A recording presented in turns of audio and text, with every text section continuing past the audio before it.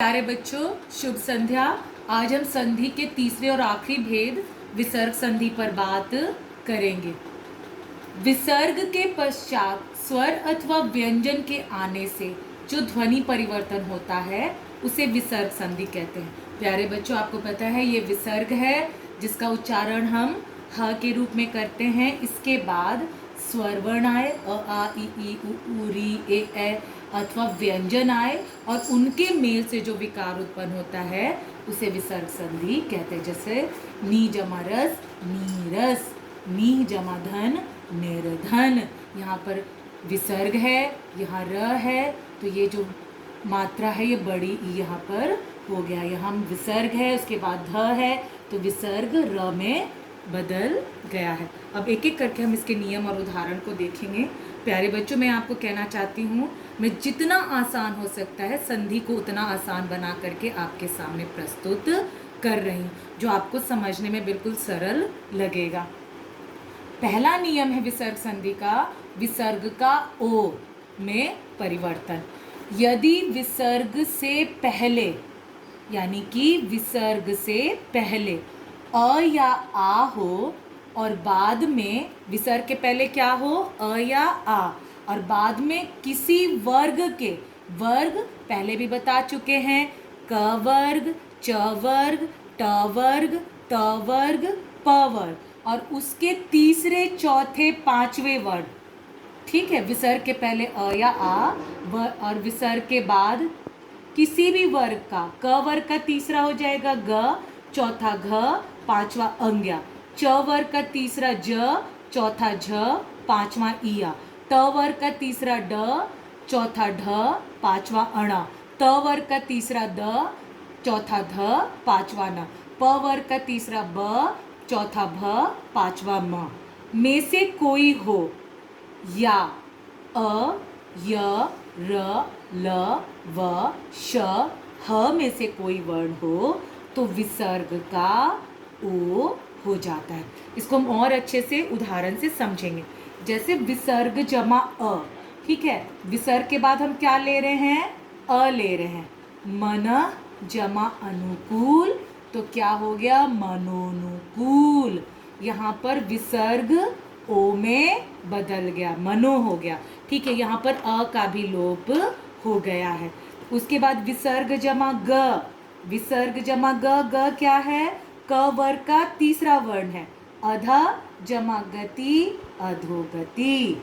विसर्ग जमा य, विसर्ग के बाद य आए तो मन जमा योग, विसर्ग का क्या हो गया, ओ हो गया, मनो योग। विसर्ग जमा र, मन जमा रथ, मनोरथ। विसर्ग जमा ह, मन जमा हर, मनोहर। विसर्ग जमा न, न क्या है, त वर्ग का चौथा वर्ण है, त थ द ध न, पांचवा वर्ण, माफ करना प्यारे बच्चों, विसर्ग ये त वर्ग का पांचवा वर्ण है। तपा जमा निधि, तपो निधि। विसर्ग जमा ब, ब क्या है, प फ ब, प वर्ग का तीसरा वर्ण है। तपा जमा बल, तो क्या हो गया, तपो बल। तो इस प्रकार से हम देखते हैं कि विसर्ग के पहले अ या आ है, यहाँ पर मना, यहाँ अ, विसर्ग के बाद किसी भी वर्ग का तीसरा चौथा पांचवा या अ य र ल व श ह हो तो विसर्ग का ओ हो जाएगा। अब दूसरा नियम है विसर्ग का र में परिवर्तन। विसर्ग से पहले अ या आ से भिन्न स्वर हो। बिल्कुल बेटे, जब भी हम ये बात करते हैं कि अ या आ से भिन्न स्वर, यानी अ या आ की मात्राओं से कोई अलग मात्राएं, या अ या आ से कोई अलग स्वर, ठीक है, तो किसी हो तो बाद में किसी वर्ग का, फिर से किसी वर्ग का तीसरा चौथा पांचवा, स्पष्ट है, किसी वर्ग का तीसरा चौथा पांचवा ग ग अंग्या ज ज इया ट ठ ण त थ द ध न ब भ म, ठीक है, किसी भी वर्ग का तीसरा चौथा पांचवा वर्ण या अ आ य र ल व ह में से कोई वर्ण हो तो विसर्ग का र हो जाता है। ठीक है, बिल्कुल स्पष्ट है बेटा। विसर्ग से पहले अ या आ से कोई भिन्न स्वर आएगा, ठीक है। विसर्ग के बाद वही किसी भी वर्ग का तीसरा, चौथा या पांचवा वर्ण, या फिर उनकी जगह अ, आ, य, र, ल, व, ह, तो कोई भी वर्ण हो इनमें से तो विसर्ग का र हो जाता है। जैसे विसर्ग जमा आ, नी जमा आशा, निराशा।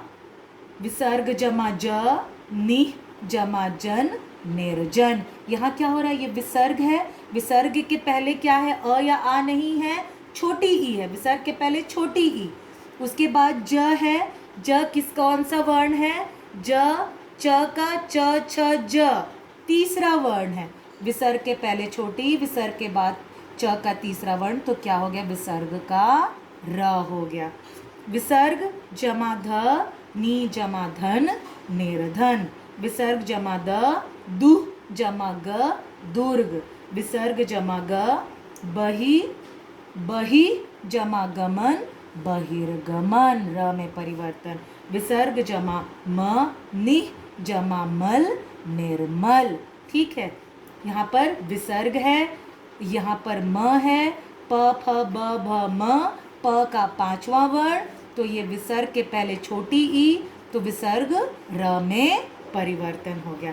इस भी उदाहरण को हम देखेंगे। विसर्ग जमा ग, क का तीसरा वर्ण, यहाँ पर बही, बही, ह छोटी की मात्रा है तो विसर्ग के पहले छोटी ई, उसके बाद ग, तो बहिर्गमन। इस प्रकार से ये हमारे दो नियम पूरे होते हैं। विसर्ग संधि का तीसरा नियम है विसर्ग का श में परिवर्तन। तालव्य श, विसर्ग के पश्चात च, छ, श आने पर विसर्ग का श हो जाता है। ठीक है, बहुत आसान है बिल्कुल। विसर्ग के बाद च, दुह जमा चरित्र, दुष्चरित्र। विसर्ग के बाद छ, नी जमा छल, निश्छल।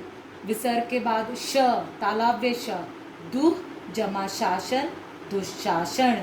नी जमा चिंत, निश्चिंत। ठीक है प्यारे बच्चों। अब विसर्ग संधि का चौथा नियम है विसर्ग का मूर्धन्य स के रूप में परिवर्तित होना। विसर्ग से पहले ई या उ हो और बाद में क, ख, ट, ठ, प, फ। यहाँ ध्यान देना, यहाँ त, थ नहीं है प्यारे बच्चों। क, ख, क का पहला दूसरा, ट का पहला दूसरा, प का, प वर्ग का पहला दूसरा, तो इसमें से कोई हो तो विसर्ग का मूर्धन्य स में बदल जाता है। जैसे नि जमा कलंक, निष्कलंक।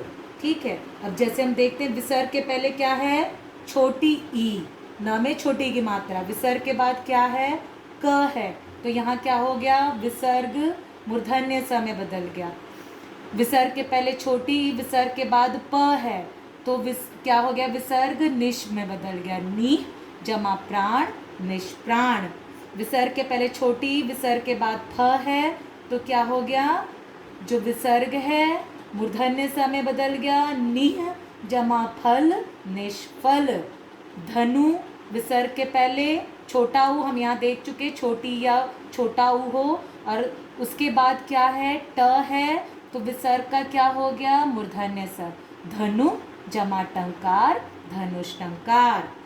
अब पांचवा नियम है विसर्ग का दंत्य स के रूप में परिवर्तन। तालव्य श, मूर्धन्य स, दंत्य स। विसर्ग के पश्चात त या स हो तो विसर्ग का स हो जाता है। ठीक है, जैसे नमः जमाते, यहाँ विसर्ग है, विसर्ग के बाद त है तो नमस्ते, दंत्य स।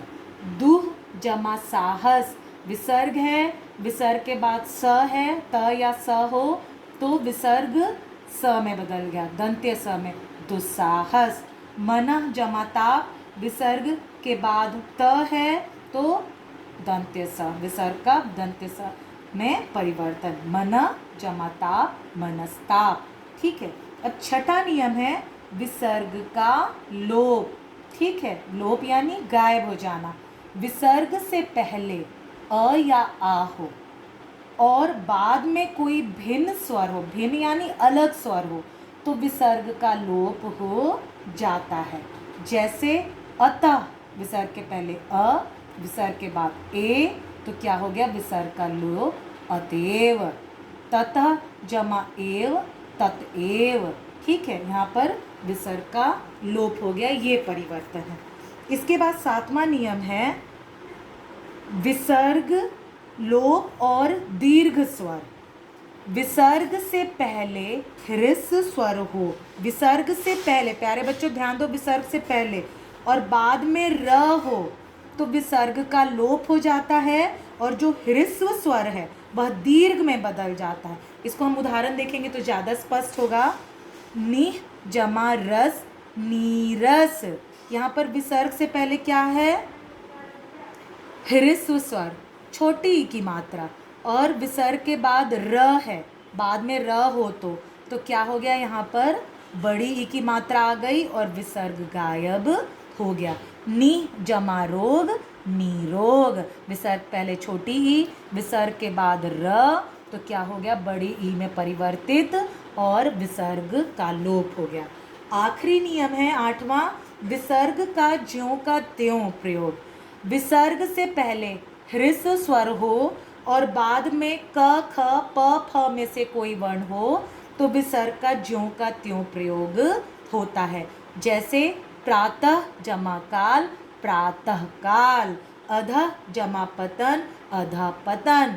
अंतः जमा करण, अंतः करण। क्या है, विसर्ग से पहले छोटे स्वर की मात्रा है, ह्रस्व स्वर है और बाद में क, ख, प, फ में से कोई वर्ण है तो विसर्ग का ज्यों के त्यों प्रयोग होता है। प्यारे बच्चों, इसी के साथ हमारा विसर्ग संधि और संधि पूरा होता है।